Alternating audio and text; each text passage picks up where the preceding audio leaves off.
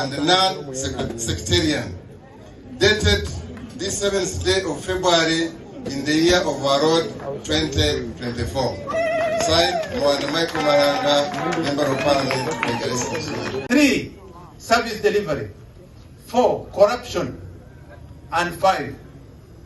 Effective management of government. That can be done by you, the generation that we are launching today. We have reduced the load from you. We have reduced, NRM has reduced the load from you. Yoweri Kaguta Museveni has done his part.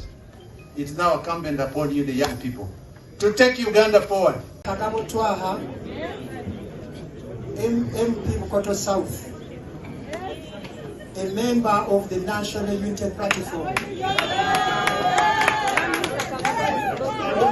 a member of MK Movement, a well-wisher of NRM,